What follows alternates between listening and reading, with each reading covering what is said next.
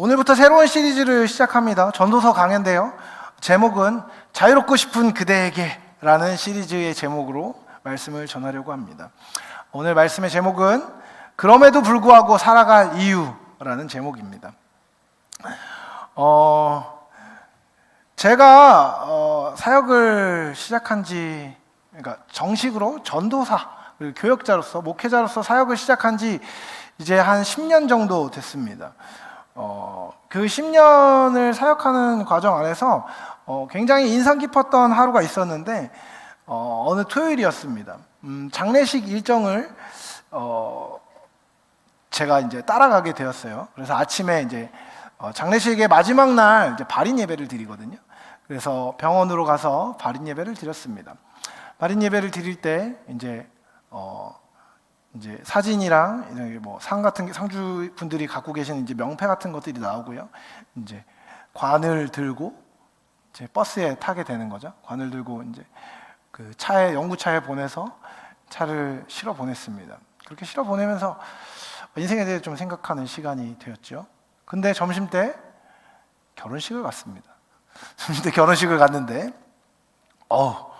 그냥 신랑이 그냥 싱글벙글 하는 거예요. 입이 거의 눈 밑에서 떨어지질 않습니다. 너무너무 즐겁고 신나는 시간을 보내고 있더라고요. 그리고 나서 그날 한 4시 반, 5시 정도에 돌잔치를 갔습니다. 새롭게 태어난 생명이 1년 잘 살았다고 해가지고 다들 이제 축하하고 엄마 아빠는 좀 피곤해하고 이렇게 그런 시간들을 가졌어요. 그리고 나서 이제 그날 밤에 누웠는데 오늘 하루가 어떻게 지나간지를 생각하게 되었습니다. 인생이 참 재밌다라는 생각을 한 거죠. 그 하루에 그 모든 일들이 동시에 일어난 겁니다. 물론 저에게 말이죠. 여러분, 근데 그 인생의 페이지가 누군가가 죽고 누군가가 살고 누군가는 새로운 삶을 시작하고 누군가는 태어난 지 얼마 안 된 그 삶을 기념하는 그 시간들을 보면서 우리 삶이 참 다양하다는 생각을 했던 것 같습니다. 여러분, 근데 누군가가 죽은 날에 누군가가 태어나는 것은 이상한 일인가요? 아니요, 이상한 일이 아닙니다. 일어나는 일이죠. 그렇죠? 누군가가 슬퍼하고 있을 때 누군가가 기뻐하는 것은 여러분 너무 염치 없는 일일까요? 아니요, 시간이 교차하는 겁니다. 우리의 삶의 시간이 그런 것이죠. 인생이 어떻게 보면 더덥고 잔인하다는 생각을 했던 것 같습니다. 사실 지난주 화요일에 제가 호스피스 병동에 다녀왔는데요. 우리 성도님들 중에서 이렇게 이제 인생의 마지막을 준비하고 계신 분들을 방문하게 되었습니다. 분을 방문하게 되었습니다. 그리고 수련의 장소에 도착했을 때쯤 부고를 받았어요. 그분이 돌아가셨다는 이야기를 들었죠. 그래서 제가 오늘 아침에 이제 발인 예배를 인도하고 왔습니다. 인생이라는 것이 우리에게 어떤 의미여야 할까요? 어떤 의미라고 생각하십니까? 여러분, 기쁨이 있고 기쁨과 아무 상관없는 슬픔도 있습니다. 어려움이 있는데요. 그 어려움과 상관없이 우리의 삶에 쉽고 수월한 일들도 생기죠. 황당한 일이 일어나고 반가운 일도 일어납니다. 여러분, 그런 삶에서 우리는 무엇을 하고 싶죠? 그럼에도 불구하고 우리는 행복하고 싶습니다. 우리는 기쁨을 누리기 원하는 것이죠. 제가 이제 몇몇 청년들하고 얘기하면서 이제 예배를 드리고 이제 청년부 예배를 오라고 이제 얘기하면서 이제 권면하는 과정 안에서 제가 듣게 된 재밌는 말이 있었습니다. 그리고 그 말이 사실 저를 이 설교로 인도했습니다. 이제 교회 오라고 이제 얘기하는데 사실 우리 예배 시간이 좀 많이 어정쩡하잖아요. 그잖아요. 오후 2시 좋은 시간, 프라임 타임이 아닙니다. 그렇죠? 예배 오라고 이제 얘기하는데 못 가겠다는 거예요. 왜 그러지? 물어봤더니 그때 아니면 친구 만날 시간이 없어요. 그때 아니면 약속을 잡을 일이 없어요. 그때 아니면 할 수 있는 일을 미뤄야 하는데 그럼 너무 짧게 할 수밖에 없어요. 놀고 싶어요. 얘기하는 겁니다. 그 얘기를 듣는데 제가 그런 생각을 하는 거예요. 나도 나도 놀고 싶어. 나 놀고 싶잖아요. 그리고 사실 놀고 싶다는데 뭐라고 해요. 놀고 싶을 수 있지. 안 돼. 넌 놀고 싶으면 죄인이야. 이렇게 얘기할 수는 없잖아요. 놀고 싶어요. 저도 쉬고 싶고 놀고 싶답니다. 저도 애들하고 놀고 싶고 물놀이도 하고 싶고 하고 싶은 일들이 많습니다. 여러분, 근데 우리는 왜 놀고 싶죠? 놀고 싶은 거, 좋고 싶은 거잖아요. 행복하고 싶은 거잖아요. 즐겁고 싶은 거잖아요. 어저께 이제 수련회 마지막에 이제 바다 갔었는데 여러분 즐겁게 놀더라고요. 물 먹고 코로 바닷물 마시면서 열심히 놀더라고요. 여러분 왜 놀고 싶죠? 행복하고 싶잖아요. 여러분 놀고 싶으면 원래 뭘 향한 것일까요? 쉬고 싶은 것은 왜 쉬고 싶을까요? 여러분 우리는 놀 때 놀아야 됩니다. 쉴 때 쉬어야 하고요. 일할 때 일해야 합니다. 그런데 여러분 놀아야 할 때, 쉬어야 할 때, 일해야 될 때, 고통을 견뎌야 될 때, 고통을 하소연해야 할 때, 그냥 막 말하고 다녀야 될 때, 침묵해야 될 때, 어떻게 구별해야 할까요? 여러분 우리의 삶은 단순하지 않습니다. 제가 맨날 하는 말이에요. 여러분 교회 열심히 나오고 지금 리더로 섬기고 있는 사람들은 착하고 충성된 종이고 훌륭해. 넌 진짜 1등 그리스도인. 그리고 예배 안 나오고 도망 다닌다고 느껴지는 사람들은 신앙이 없는 걸까요? 신앙이 쓰러진 걸까요? 여러분 우리가 삶을 그렇게 단순하게 살아야 되나요? 그럼 그렇지 않습니다. 우리 삶은 복잡다단합니다. 여러분 그리스도인으로서 하나님을 추구하는 삶은요 기쁨을 추구하는 삶입니다. 하지만 삶의 그 복잡함을 외면하지 않으면서도 우리는 참되게 살아야 되고 거룩하게 살아야 하고 진지하게 살아야 합니다. 하지만 그 와중에도 우리는 행복해야 되고 즐거워야 되고 재밌어야 됩니다. 어떻게 그렇게 할 수 있을까요? 인생의 의미에 대해서 그리고 인생을 그리스도인으로 살아야 되는 이유와 그 방법에 대해서 좀 고민해 보면 좋겠다는 생각을 했습니다. 그러면서 제가 전도서를 좀 묵상하고 그 전도서에 있는 말씀을 가지고 함께 나눴으면 좋겠다는 마음이 있어서 오늘부터 전도서 말씀을 가지고 나눠보려고 합니다. 여러분 전도서를 꼭 읽어보시면 좋겠어요. 이제부터 아마 한 달에서 2달 정도 전도서를 가지고 강해를 할 텐데 전도서를 읽어보시면 재미있습니다. 전도서는 이 성경 안에서도 굉장히 독특한 성경입니다. 일반적인 경건서신이나 율법서, 예언서들과는 굉장히 다른 관점을 갖고 있죠. 여러분 잠언이나 욥기 이런 것과 함께 전도서는 지혜 문학으로 분류됩니다. 그러니까 똑똑한 사람들이 얘기를 하는 거죠. 그런데 조금 이 잠언과 전도서는 조금 다른 결을 갖고 있습니다. 잠언은요 지혜에 대해서 얘기합니다. 지혜를 갖는 것은 축복입니다. 그리고 인간의 훨씬 더 일반적인 일반론을 얘기합니다. 여러분 심으면 어떻게 돼요? 거둘 수 있습니다. 심지 않으면 거둘 수 없습니다. 노력하면 노력에 대한 정당한 보상을 받을 수 있습니다. 일반적으로는 그렇죠. 그 결과를 그런 일반적인 원리를 강조하는 게 잠언입니다. 부지런하게 살아라. 시간을 잘 관리해라. 입술의 말을 지켜라. 생각을 지켜라. 어디서나 들을 수 있는 하지만 별로 듣고 싶지 않은 정직하고 올바른 원칙에 대한 얘기를 잠언은 이야기합니다. 그런데요 전도서는요 좀 다릅니다. 전도서는 좀 시니컬한 사람들이 좋아할 만한 성경이라고 이야기할 수 있습니다.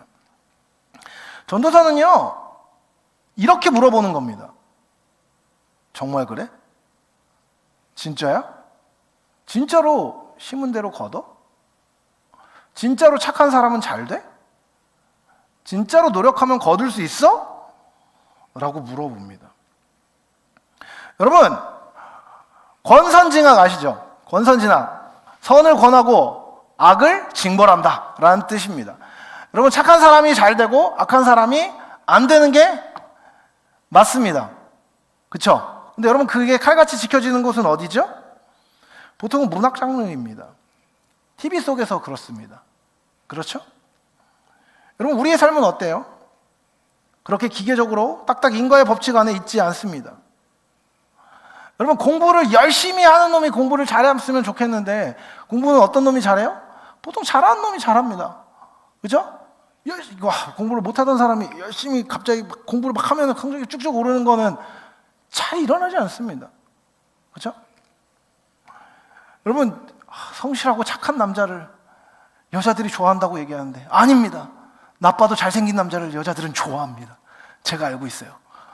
반대도 마찬가지죠. 여러분, 성경 아주 허영이 많고 아무리 그래도 남자들은 이쁘면 왔답니다. 이쁜 게 짱이야. 그죠? 안 질려. 아니야? 너무 잔인해요? 우리 착해야 하면 좋다며요. 성품이 좋아야 된다며요. 근데 여러분, 그래요?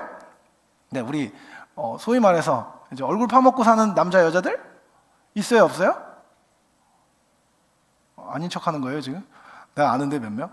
그쵸? 여러분, 안 그래요. 세상이 그렇지 않아요. 여러분, 그렇게 기계적으로 권선징악, 착한 사람 잘 되고 이런 세상이 별로 없습니다. 그런 기계적인 인과의 법칙은요, 현실 세계에서 존재하지 않아요. 여러분, 착한 사람은 다른 사람들이 다 잘 대해줘요? 선하게 살면 여러분, 그 사람, 쟤 착한 애니까 건들면 안 돼. 쟤는 괴롭히지 마. 라고 얘기하나요? 예, 보통은 그렇게 얘기하는데요.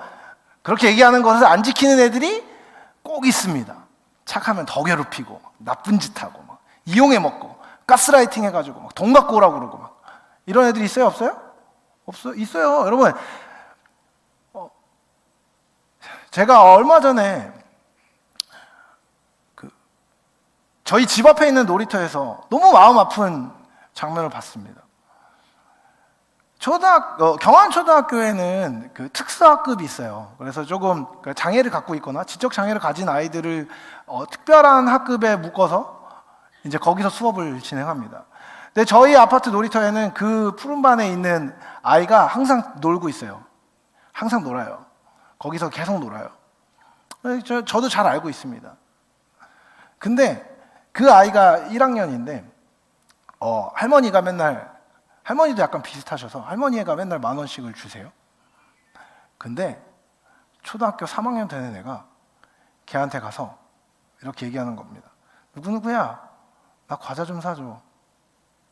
걔가 그래? 이러면서 가는 거예요. 제가 그때 진짜 열이 확 받는 거예요. 여러분, 이렇게 말하면 얘가 사주는 걸 얘가 알고 있어요? 모르고 있어요? 알고 있어요. 초등학교 3학년이 초등학교 1학년짜리 돈을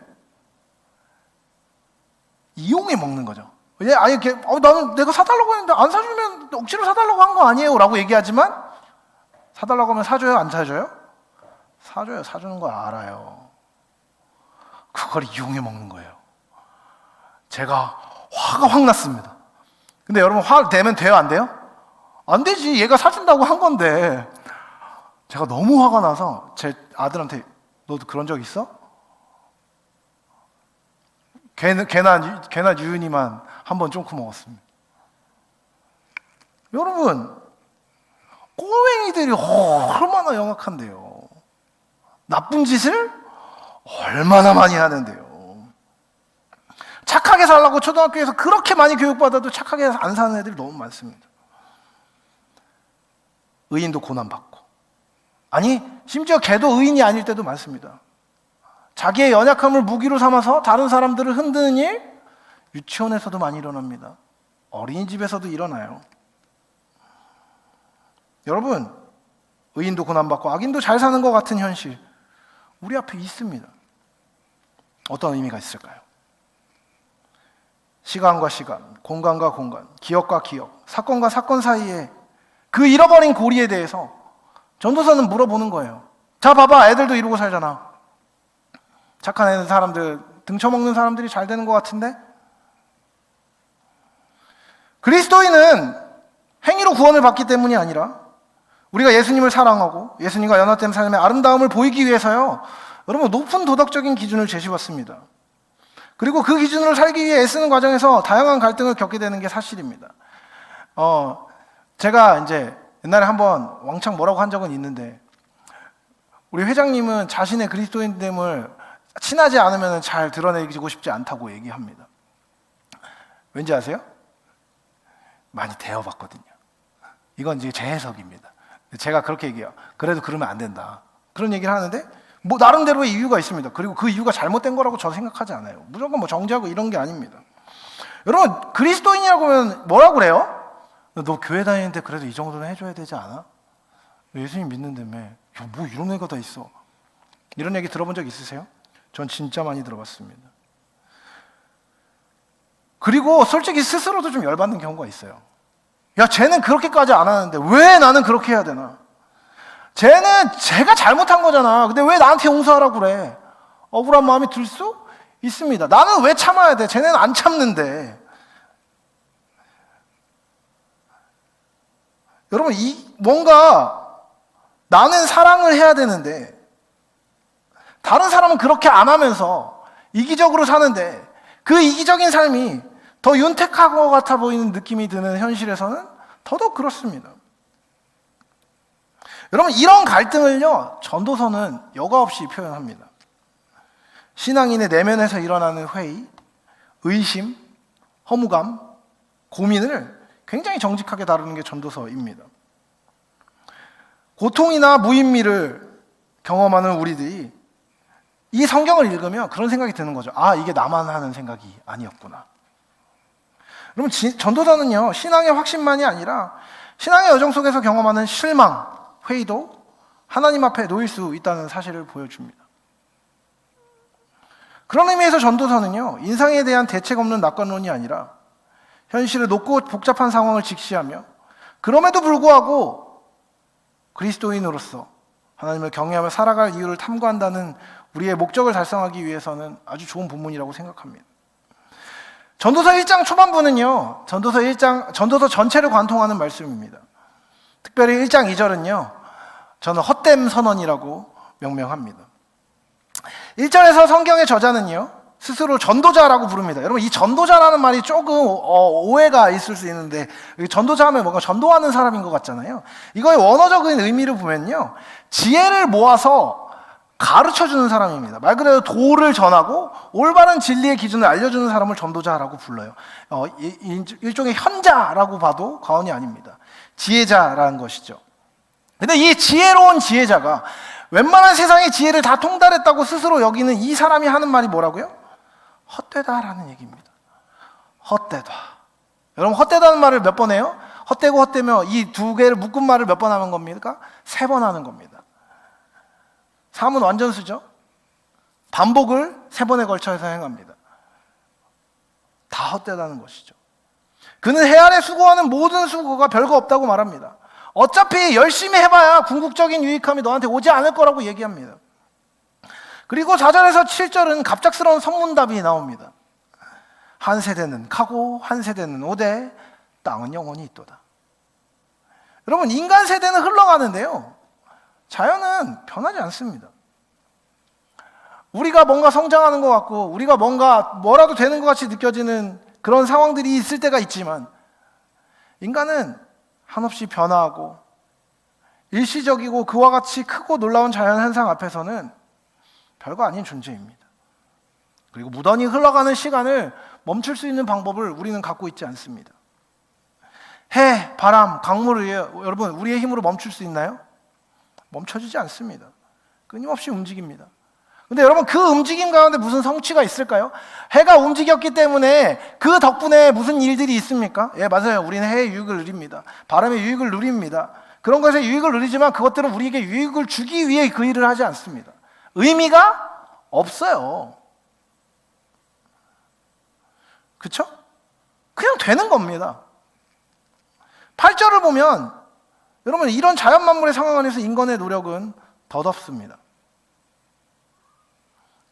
이와 같은 거대한 자연, 거대한 시간의 흐름, 거대한 상황 앞에서 그것을 초월하여 살아갈 수 있는 인간은요, 없다고 얘기합니다.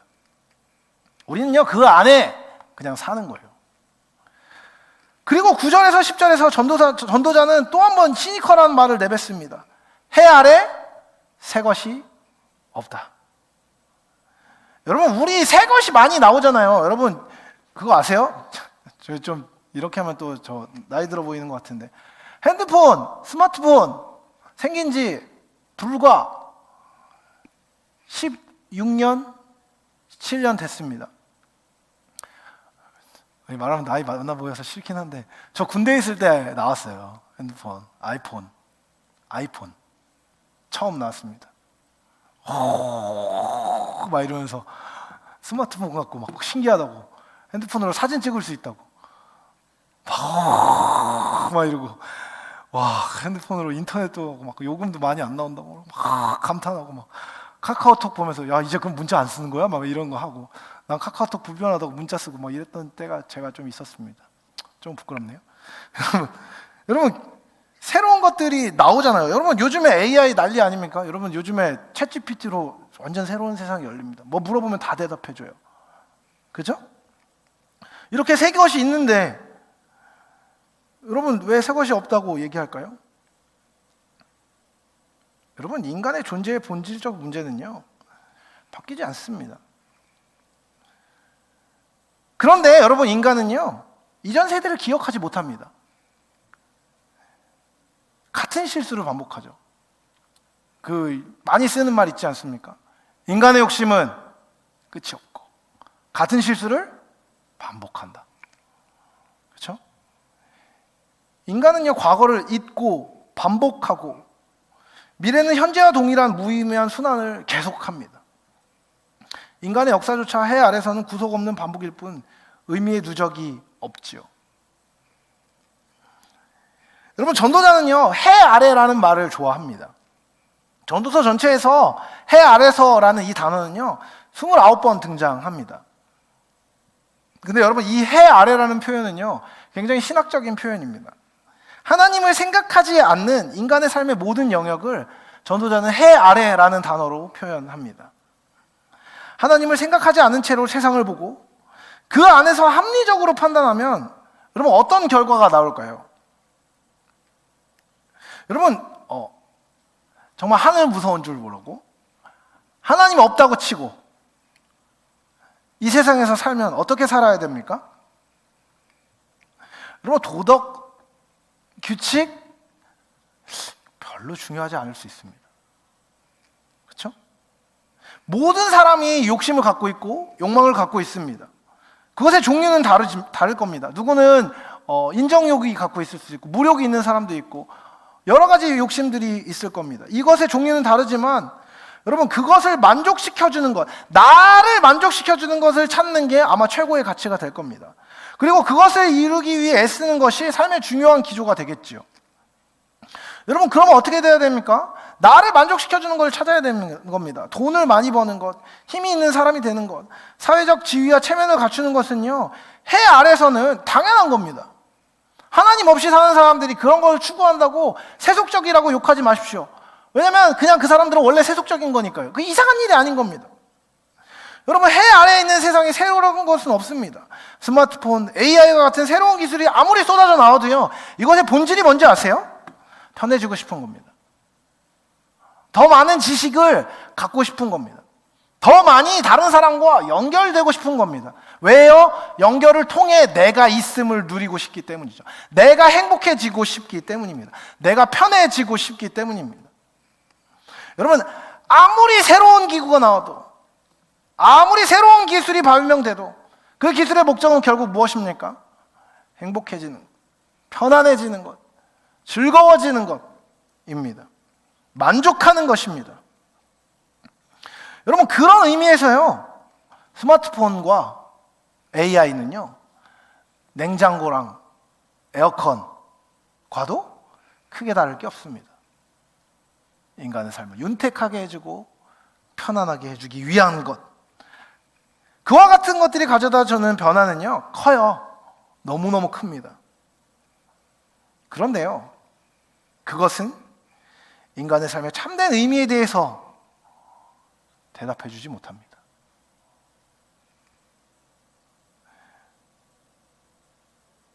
또 그와 같은 삶의 만족은요 계속되지도 않아요.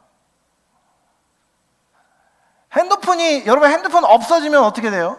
핸드폰 어디 화장실에 놓고 오면 어떻게 됩니까? 그 화장실에 가요 안 가요? 바로 달려가야 되죠. 불편해지는 겁니다. 근데 근데 여러분 핸드폰이 있으면 여러분 요즘에 너무 편하다, 너무 즐거워, 이거 덕분에 행복해 라고 생각하세요? 아니요. 없으면 불편하지만 있는 건 당연하죠. 해 아래에 있는 것들은요, 해 아래에 있는 것들을 통해서는요, 해 아래에 있는 것들을 완전하게 만들어주지 못합니다. 여러분, 재화가 집중되고 재화가 부족한 것은요, 이 세상의 일반적인 법칙입니다. 있는 놈들이 있고 없는 놈들이 더 없는 거예요. 그리고 그것을 추구하는 거죠. 있는 사람들은 있는 것을 지키기 위해 애쓰고요, 없는 사람들은요, 그 자기에게 없는 것을 가지기 위해 애쓰는 겁니다. 여러분, 모든 아름다운 것들은요 쓰러져 가고, 우리를 기쁘게 하는 것들은요 우리 손에만 머물러 있지 않습니다. 내가 아무리 잡아도 안 잡히는 것들이 너무나 많아요. 왔다가 가는 거죠. 여러분, 우리 교회는 이제 일반 교구가 1, 2, 3, 4, 5, 6 교구가 있고, 7대 교구가 어르신, 8대 교구가 이제 젊은 부부들입니다. 여러분이 결혼하면 8대 교구로 바로 갈 거예요. 근데 여러분, 일반 교구 이후에 이제 75세가 되면 7대 교구로 넘어갑니다. 거기 가면 이제 75세는 커피를 타야 되는 거죠. 여러분, 거기 계신 분들이, 7대 교구 어르신들이 이제 아프시면은 이제 가서 얘기를 해보면은 반드시 하시는 얘기가 있습니다. 뭔지 아세요? 나는 이럴 줄 몰랐다고 얘기하십니다. 나는 아플 줄 몰랐다. 놀랍지 않습니까? 왜 모르죠? 여러분, 육신의 건강은요 시간의 흐름 안에 쓰러집니다. 알잖아요. 근데 몰라요. 진짜 지식으로 몰랐기 때문이 아니라요, 내 삶으로 안 부딪혀 들어오는 겁니다. 죄로 쓰러져 나가는 인간, 여러분, 흙과 다를 게 없죠. 단백질 덩어리들이 앉아있는 것에 불과한 것이죠. 아니, 흙이죠. 여러분, 인간이 하는 일에서, 자기와 눈에 보이는 것에서 의미를 스스로 자가 발전해서 찾는 것은요 불가능합니다. 인본주의, 유물론과 같은 인문학 사회학의 근간에 이르는 학문의 사조들은요 기독교를 비웃습니다. 신앙을 비웃습니다. 하나님이 있다는 것에 대해서, 형이상학적인 어떤 논의들에 대해서, 철학적인 논의들에 대해서, 신학적인 논의들에 대해서 아무것도 아니라고 이야기합니다. 세상이 빅뱅이고, 빅뱅으로 인해서 세상이 만들어졌고, 그 시원은 알지 못하지만 어쨌든 인간은 그 작은 단백질 덩어리에서부터 시작하여서 진화해 왔고, 그래서 지금 이렇게 인간이 되었다. 수조만 분의 1의 확률을 가지고 그 확률을 뚫고 우리가 인간이 되었다는 학문적이고 아름다운, 그리고 꽤나 엄밀한 이론을 제시할 수 있을지언정, 그래서 그 인간의 삶의 의미가 어디 있는지에 대해서는 말해주지 못하는 것이죠.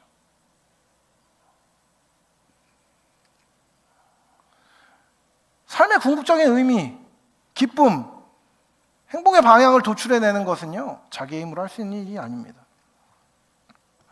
이 땅에 무수한 의미 없고 변하는 것, 심지어 자기 자신으로부터도 존엄함과 가치에 대한 단언을 자가 발전하는 것은 불가능합니다. 그렇다면 여러분, 그 의미와 가치를 여러분 어떻게 찾고 계십니까? 알고 있습니다. 보통은 안 찾습니다. 왜요? 답이 없기 때문이죠. 여러분, 현타, 흔히 말하는 현타 쫙 올 때 있지 않습니까? 현실 자각 타임이 딱 옵니다. 나 이래도 되나? 나 이래도 되나? 이렇게 살아도 돼?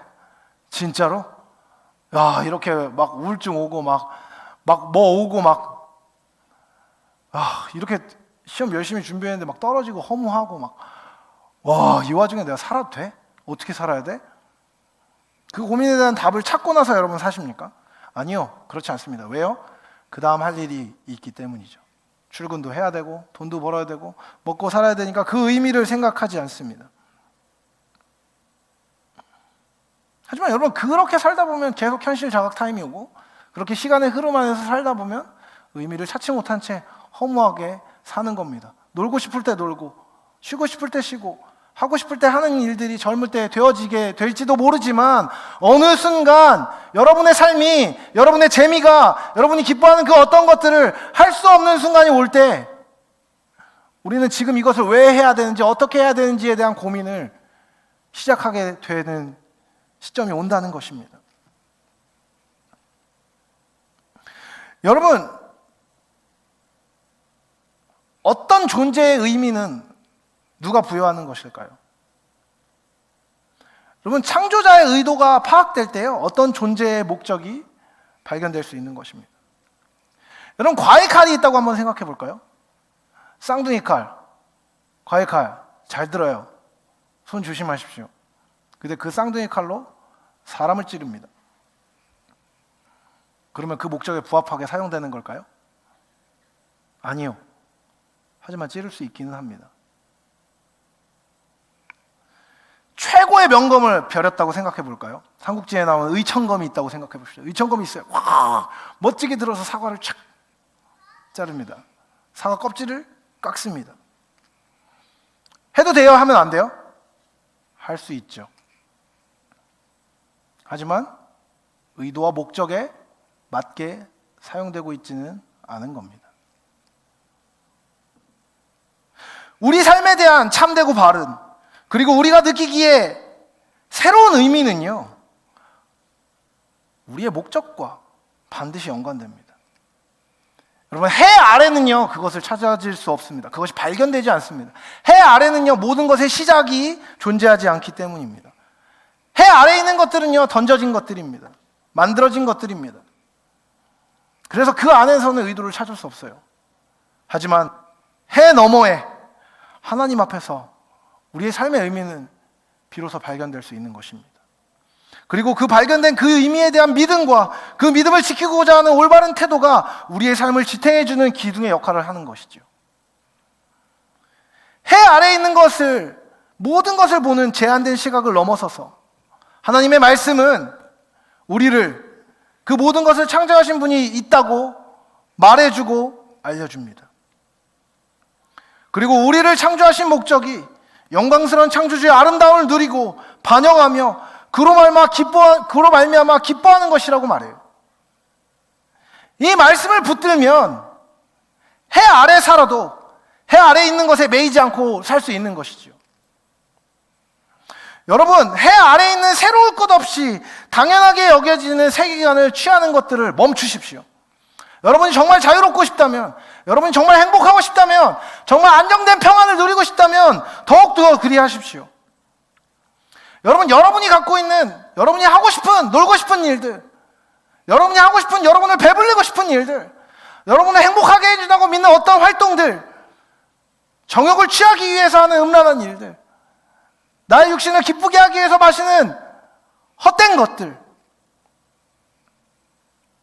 그 순간에 기쁠 겁니다. 그런데 그거 아십니까? 너무 오랜 시간 동안 검증되었습니다. 그것을 취한 자의 삶은 절대로 만족으로 갈 수 없습니다. 허무할 것이고 의미 없음을 누리게 될 것입니다. 놀다가 해야 할 일을 놓치고 내 앞에 아무것도 놓이지 않았을 때 내가 놀았던 그 시간을 후회하게 될 것입니다. 공부하고 연락에 공부했는데 내 주변에 아무도 남아있지 않을 때 주변 사람들을 돌아보거나 사랑하지 않았던 것에 대해서 허무하게 될 것입니다. 사람들이 좋아서 사람들을 쫓다가 보니 내 주변에 남아있는 사람들이 별로 없다는 것을 느끼게 되었을 때 여러분의 삶은 계속해서 외로워지게 될 것입니다.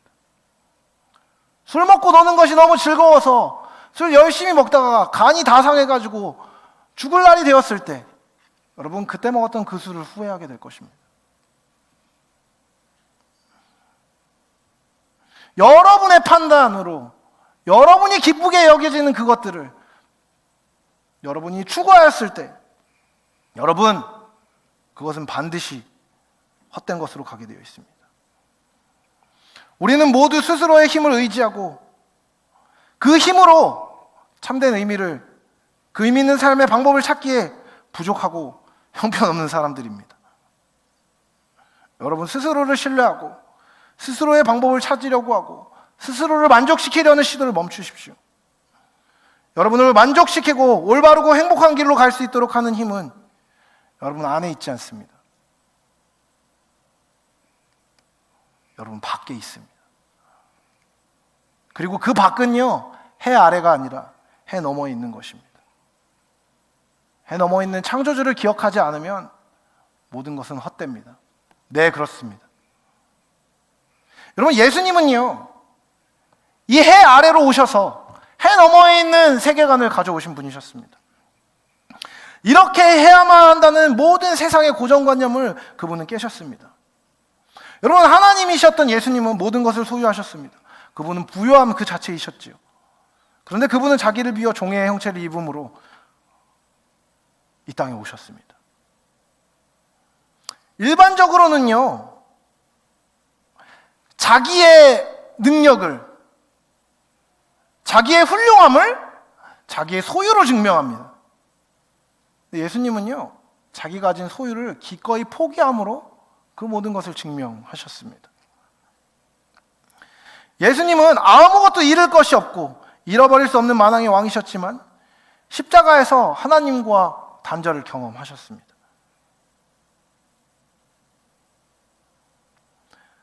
자신을 하나님과 단절시킴으로 우리와 하나님을 연결시키셨습니다.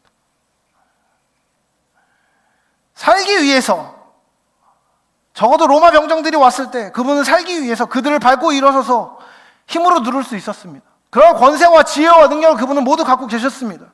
근데 그분은요, 다른 사람을 밟기를 선택한 것이 아니라 다른 사람들의 밟히는 디딤돌이 되기를 결심하셨습니다. 그래서요,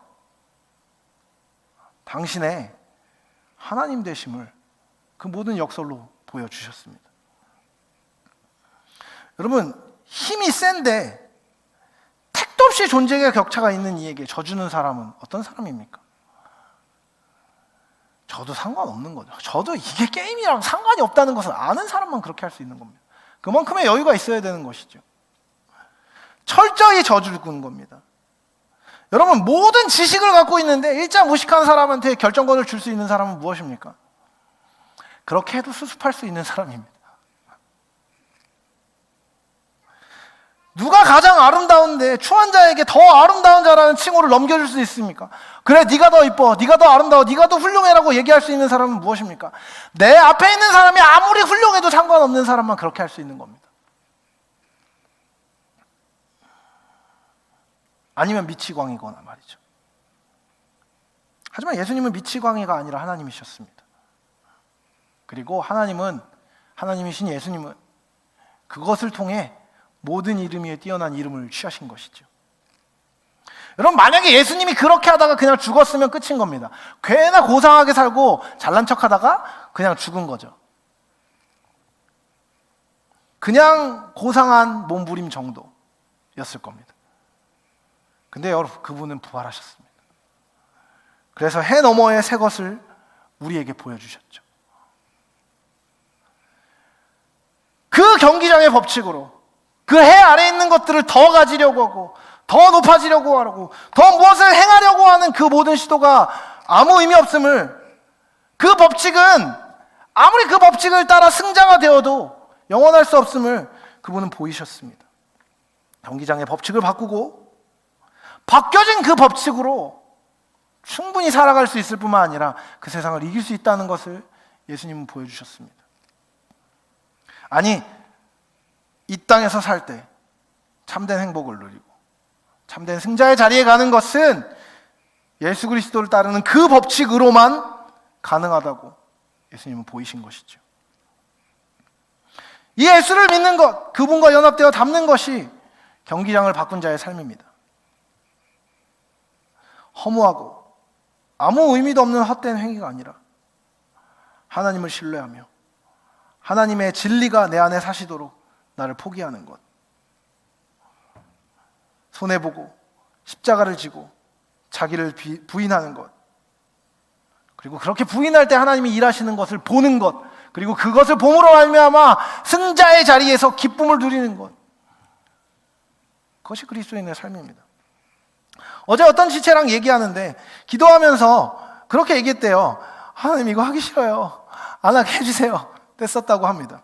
재밌죠? 하지만 여러분, 그거 아십니까? 뗐으면 하기 싫다고 생각되어지는 것이라도요, 그에게 그것을 순종하는 것이 유익하다면 하나님은 하게 하십니다. 그리고 그것을 통해 진짜 기쁨을 누리게 하십니다. 여러분, 해 아래 새 것이 없다는 것을 하나님께서 전도자를 통해, 지혜자를 통해 우리에게 알리셨다는 것은 무엇입니까? 해 너머에 있는 하나님을 바라보게 하시기 위한 것입니다. 해 너머에 있는 하나님께 새로운 것이 있고, 그분만이 새로운 것을 만들어내실 수 있고, 참다운 것이 있고 아름다운 분이심을 알도록 하기 위해 해 아래 것을 쫓는 우리의 것의 허물을 그분은 드러내시는 것이죠. 여러분, 그 의미 없는 것을 버릴 때 참된 의미를 주님은 우리의 손에 쥐어주십니다. 그래서 그것을 붙잡을 때 그 허물을 넘어 참된 삶의 경기장을 살아내도록 우리를 인도해 주시는 것이죠. 여러분은 이미 다른 경기장으로 예수 그리스도로 말미암아 옮겨진 사람입니다. 그렇다면 여러분은 여러분의 삶의 법칙을 바꿔야 됩니다. 삶의 규칙을 바꿔야 됩니다. 여러분, 수영장에 갔는데 달리기 하고 있으면 되겠습니까? 수영장 갔는데 달리기 하지 마십시오. 여러분, 원래 설교 제목, 이 시리즈 제목을 제가 뭐라고 잡았는지 기억하세요? 원래는 놀고 싶은 그대에게였습니다. 너무 놀고 싶고 너무 내가 하고 싶은 것을 하고 싶습니다. 알고 있습니다. 저도 그랬습니다. 저도 지금도 그렇습니다. 여러분, 그런데 그거 아세요? 그거 하면 좋을 겁니다. 진짜 좋아요. 재밌을 겁니다. 그거 먹으면 맛있을 겁니다. 그거 하면 기분 좋을 거고 재밌을 겁니다. 반드시 기쁨을 주겠지요.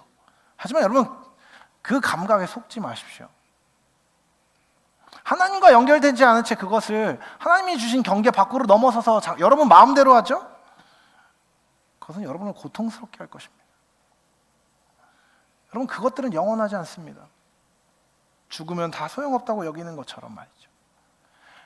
여러분, 기억해야 합니다. 전도서는 이 중간을 얘기합니다. 세상에 있는 것들 아무것도 누리지 말라고 얘기하는 게 아닙니다. 그것을 누리되 그것이 영원할 것처럼 누리는 것이 아니라 영원하신 하나님 앞에서 우리에게 허락된 기쁨을 아름답게 누리라고 이야기하는 것이죠. 여러분, 그거 아십니까? 여기 있는 사람들의 99%가 청년인데 청년의 때가 영원하지 않습니다. 하나님께 배울 수 있는 때도 영원하지 않습니다. 말씀을 가지고 살아갈 수 있는 때도 영원하지 않습니다. 이것도 지나갈 겁니다. 어른들이 그런 얘기 한대잖아요. 너희는 늙어봤냐? 우리는 젊어봤다. 다 지나가는 것입니다.